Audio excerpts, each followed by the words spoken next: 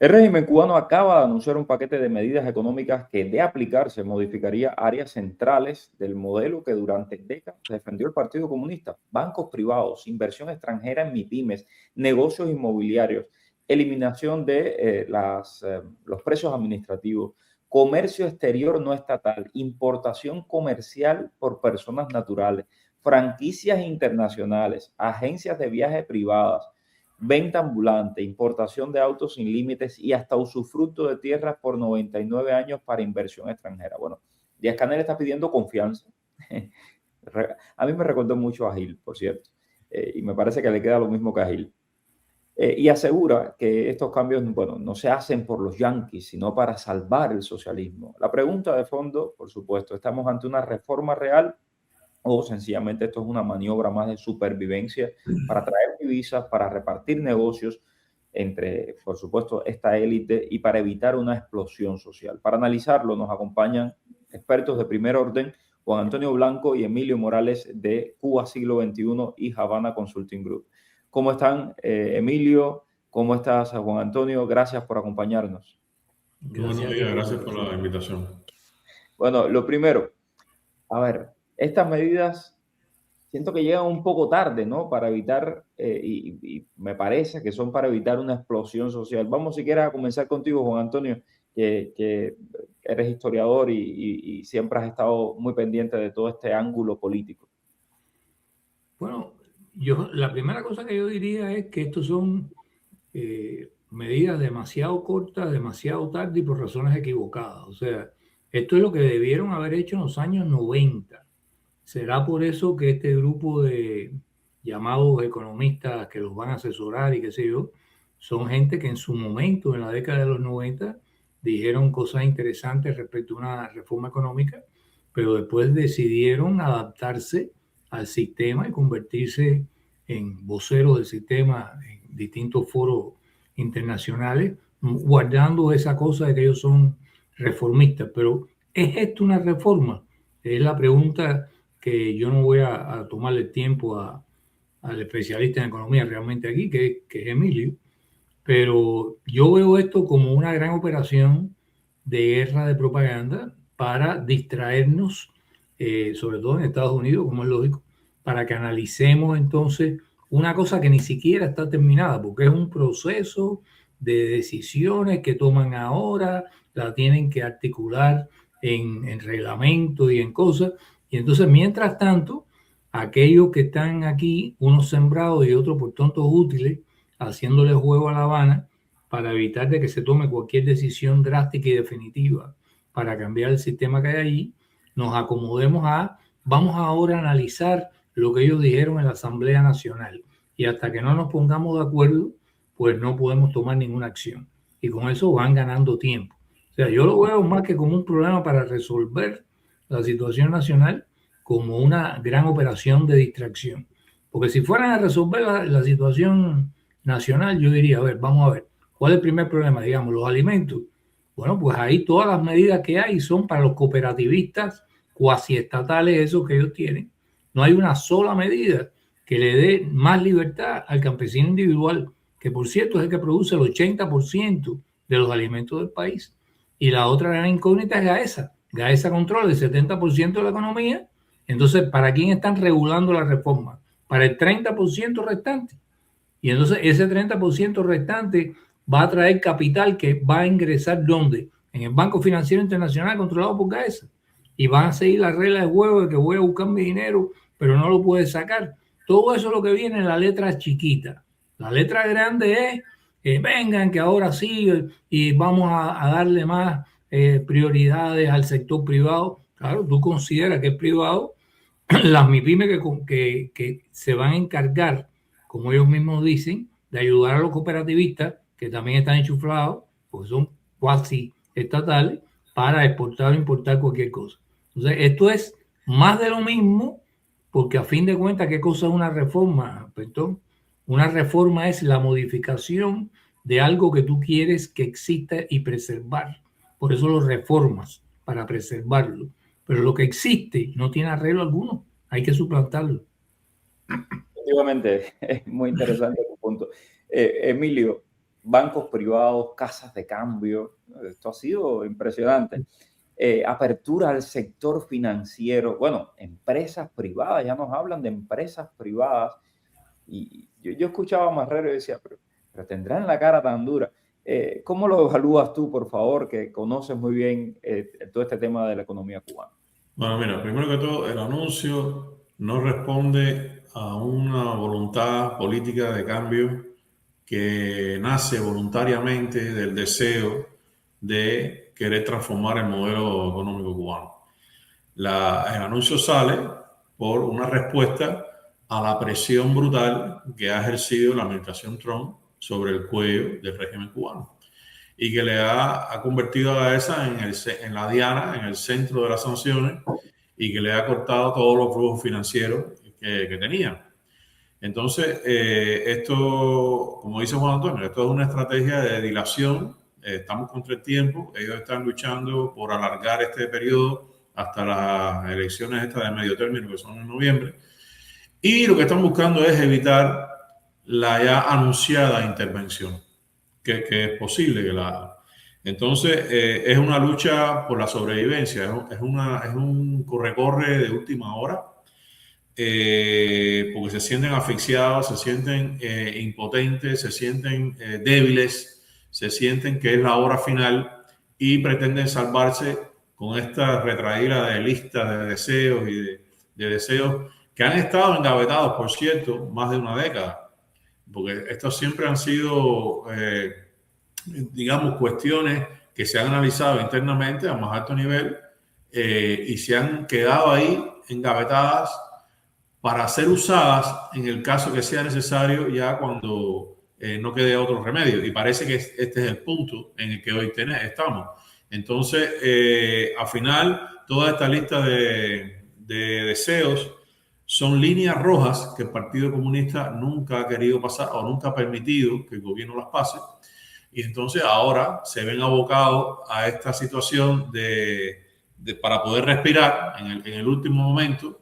Y entonces traen todas estas listas de deseos y de aperturas que al final nadie las cree, porque la primera barrera que tienen que vencer ellos es la de la confianza.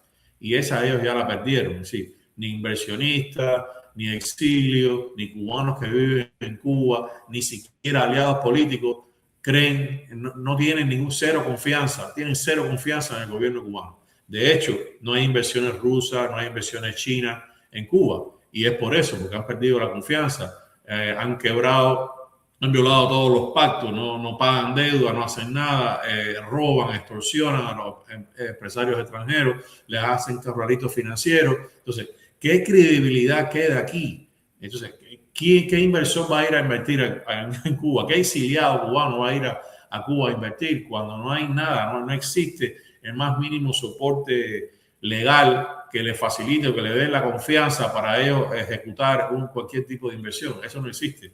Entonces, allá iba, Emilio, allá iba, porque este tema, por ejemplo, de la inversión, que ellos repiten tanto, de que quieren la inversión de los cubanos en el exterior. Y yo me pregunto, bueno, lo primero que hay que hacer, si quieres de verdad, la inversión de cubanos en el exterior, a los cubanos a los que les robaste absolutamente todo, que eran cubanos, que te lo robaste todo, decirle, oye, espérate, mira, vamos a llegar a un arreglo. Esto pasó y a hacer justicia, ¿no? Que, por cierto, es lo que pide el embargo. Lo segundo, ¿con qué seguridad jurídica? O sea, mañana, como bien dijo Canel y como bien dijo Raúl Castro, la tierra es nuestra. O sea, mañana vienen y te quitan todo de nuevo, como mismo lo hicieron a esta gente. Entonces, ¿qué seguridad jurídica hay para invertir ahí? No hay ninguna. No hay ninguna seguridad jurídica, por eso te digo que todo esto es letra vacía, todo esto es más que digamos, el uso de la palabra para aparentar movimiento de cambio. En realidad no hay ningún movimiento de cambio, lo que hay es una jugada de ajedrez estratégica para ganar tiempo con los Estados Unidos, poner a su gente a pensar, bueno, estas son las medidas que ellos quieren tomar, bueno, y como dice Juan Antonio, esto son listas de deseos, está por implementarse, hay que ver cómo lo hacen. Entonces, todo, para mí no conduce a nada, es más de lo mismo. En realidad, lo que Cuba necesita es un cambio político donde ellos no estén y den paso a una nueva generación de cubanos a dirigir el país, a reconstruir el país. Y entonces la confianza volverá a florecer y ellos son los encargados de crear la confianza. Porque con estos tipos no hay confianza ninguna. Entonces, eso no va a ninguna parte. Ahora, Juan Antonio, a ver, estas reformas pudieran estar enviando un mensaje a la administración Trump. Sabemos que han estado contactando, más de 40 cartas le han enviado a Trump. Es decir, yo descubrí a este Chamizo, Roberto Carlos Chamizo, que vino con una de esas cartas, pero ellos han intentado contactar a Trump por todos los vías habidas y por haber. Y le han dicho, te damos la isla si es necesario. La única condición es que los Castros sigamos aquí en el poder. Ahora, esto está buscando enviar un mensaje a la administración Trump. Esa es la primera pregunta. La segunda al respecto. ¿Crees que se pueda comprar desde los Estados Unidos esto como una verdadera reforma? Este sería el friendly takeover de los americanos, es decir, tomar la isla de una manera pacífica. Mira, aquí virtualmente todos los días se discute si va a haber o no un conflicto armado con Cuba, ¿no? Una guerra, una intervención, una acción militar, etc.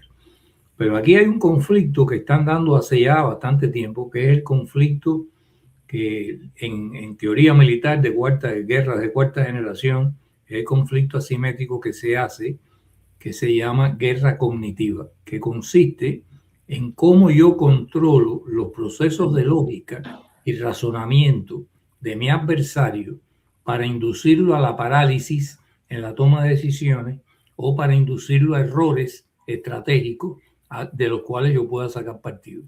Esta es una operación de guerra cognitiva. O sea, olvídate, le estamos dando, ellos les encantaría que nos pasáramos ahora los próximos 3 meses en todos los medios aquí de Miami y de Estados Unidos hablando del tema este.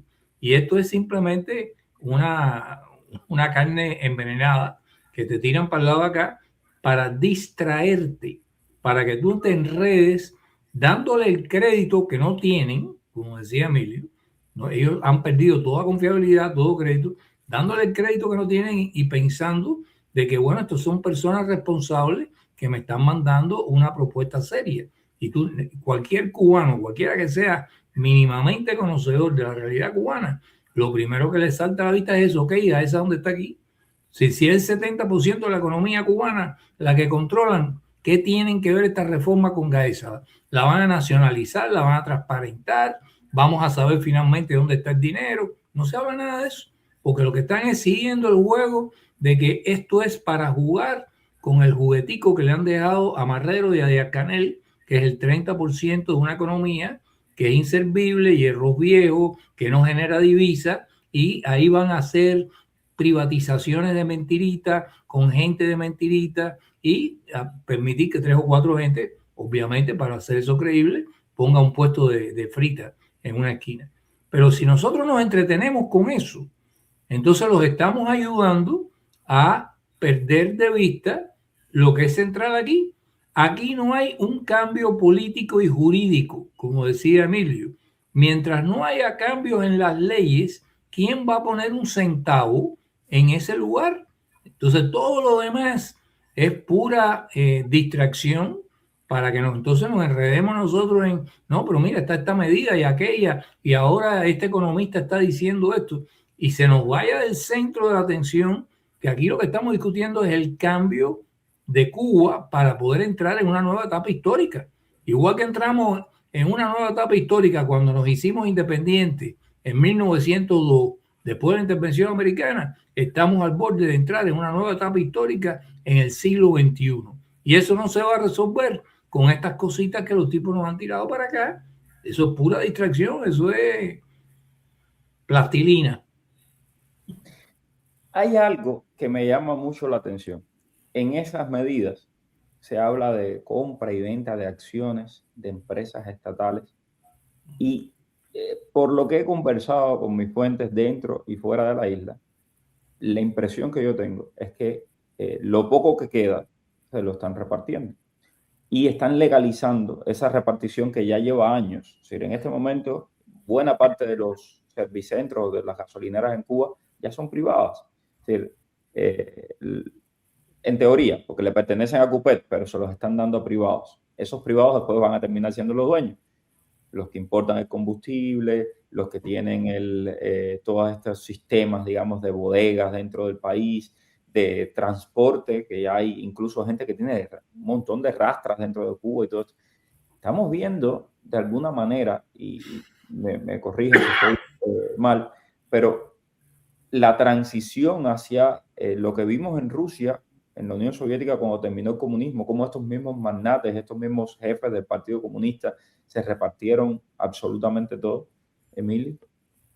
Bueno, parece que esa es la ruta que ellos están tomando y lo han anunciado así muy de soslayo, ¿no? En medio de toda esa lista de deseos, han dejado caer esa opción de subastar el sector estatal. Entonces llama mucho la atención de qué pasa con Gaesa, ¿no? ¿Qué va a pasar con todas las empresas de Gaesa que son visibles y las que no están visibles?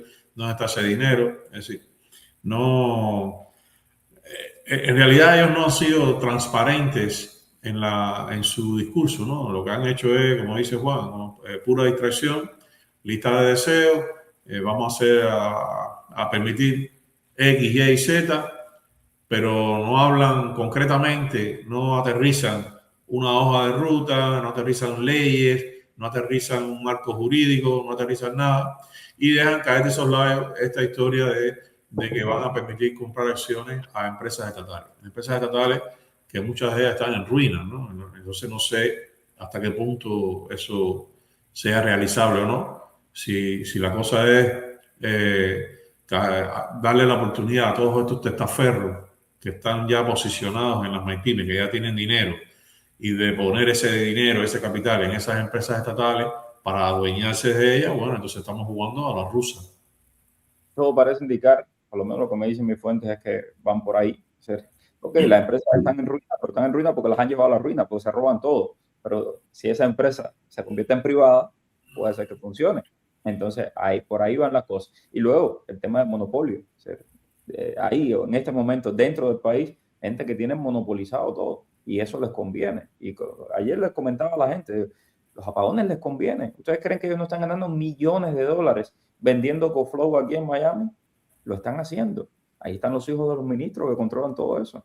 Los familiares de todos estos descarados. Pero bueno, vamos a una última pregunta económica. Cuenta Marrero, además lo dice así despampanante, que el salario mínimo sube a 3.210 pesos, que es un aumento de un 50%. En un país que hoy está en su peor crisis en toda la historia. Esto es gasolina para la inflación. Sí, pero okay, sube el salario mínimo. ¿Y cómo está el dólar en la calle? ¿A cómo está un dólar? A 600 pesos ya casi. 600 y pico pesos. 600, entonces no subiste nada. En realidad no subiste nada. Lo que hiciste fue equiparar lo que pagabas antes por lo que está ahora el dólar. Ni siquiera ellos han sido capaces de crear una tasa de cambio flotante durante todo este tiempo. Porque no han tenido la suspicacia o la inteligencia de hacerlo. Entonces, siguen jugando al Estado socialista, a esa masa inerte que no se mueve en la economía, que tiene todo paralizado y ha sido un dogma durante 67 años. Entonces, eso no lo van a cambiar ahora con una lista de deseos. Lo vuelvo y lo repito, tienen que irse. Este es el momento de irse. Este es el momento que Cuba necesita un cambio político para que ese cambio político sea el que lleve de la mano todas las reformas que hay que hacer en Cuba, económicas, políticas, sociales. Y por último, no es con ellos, es con otros, no es con ellos. No, y la gente lo tiene claro. Es decir, anoche vimos unas protestas tremendas en La Habana, en el Cotorro se tiraron frente al partido, en montones de lugares. Hay en pueblos también, en Artemisa hubo protestas, en montones de lugares hubo protestas, en varios puntos de La Habana también. Tenemos los videos, hemos estado compartiendo los videos. Ahora, Juan Antonio, mi impresión es que el pacto social quedó terminantemente roto ya. O sea, ellos ya lo habían roto y cuando privatizan el Estado y se roban todo para Gaesa, esta sociedad anónima que le pertenece a la familia Castro, ya el pacto social está roto, pero ahora es evidente, ya le están diciendo a la gente, olvídate, ya no me interesa, yo no me voy a ocupar de nada, el Estado se retira de absolutamente todo lo que en algún momento brindaba como esos beneficios sociales y tal. Ya no es, sí, el Estado hoy se está privatizando. Bueno, esa es quizás la única novedad de esta supuesta reforma, o sea, que es la formalización del retiro del Estado de toda responsabilidad por la población. O sea, sálvese que pueda. Usted ahora va a tener la posibilidad de entrar en el sector privado. No va a tener la misma posibilidad de entrar en el sector privado que el cangrejo, porque no somos iguales. Pero bueno, usted puede montar un puesto de frita en la esquina, agénciese la comida de alguna manera, róbenla en la tienda más cercana y póngase a vender frita. O sea, esa cosa de que sí, cualquiera puede tener un Buick, lo que pasa es que algunos tienen más dinero que otros para poderlo comprar. Pero eso es un estado que no le permite a cualquiera prosperar. Porque cuando en la época del capitalismo la propaganda decía cualquiera puede tener un Buick, bueno, en aquella época la gente podía entrar en algún tipo de negocio, prosperar, incluso pedir préstamos y hacer pagos a plazo, que todo eso se desarrolló en Cuba antes que en otros lugares. Pero ahora el decirte que todos somos iguales ¿cómo? Todos somos iguales ante la ley. No, no son iguales ante la ley. Uno cumplen leyes que otros no tienen que cumplir. Todos son iguales en posibilidades de prosperar. No, ni remotamente. El que está enchuflado, y el que no está enchuflado, ni siquiera los pobres campesinos independientes tienen la misma capacidad de prosperar que el que está enchuflado en una cooperativa cuasi estatal. Entonces, esta es la sociedad que ellos proponen. Y repito, todo esto es fundamental. Ellos saben que esto no va a resolver nada. Esto es fundamentalmente un proceso, por un lado, de privatización, sí, en eso estamos todos de acuerdo, y por otra parte es un proceso de diversionismo de nuestra atención para que empecemos a distraernos con si esto es algo serio o no y se ralentice el proceso de toma de decisiones aquí. Toda la cuestión de la guerra cognitiva es cómo ellos introducen en nuestra mente una idea que te distraiga de tu propósito fundamental y de tus intereses fundamentales.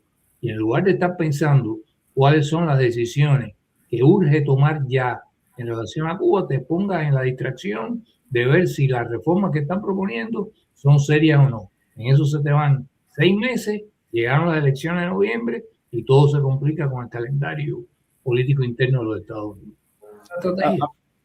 Yo acabo de tener una conversación, no puedo decir con quién, pero con una persona que tiene suficiente poder en este país y que me comentó este tema de las elecciones de noviembre.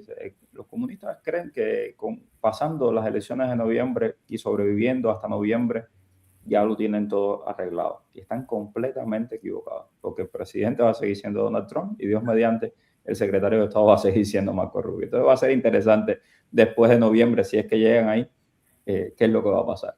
Muchísimas gracias, Juan Antonio. Gracias, Emilio Morales, por su análisis y vamos a seguir muy pendientes de todo esto aquí en Martín Noticias. Gracias, Emilio.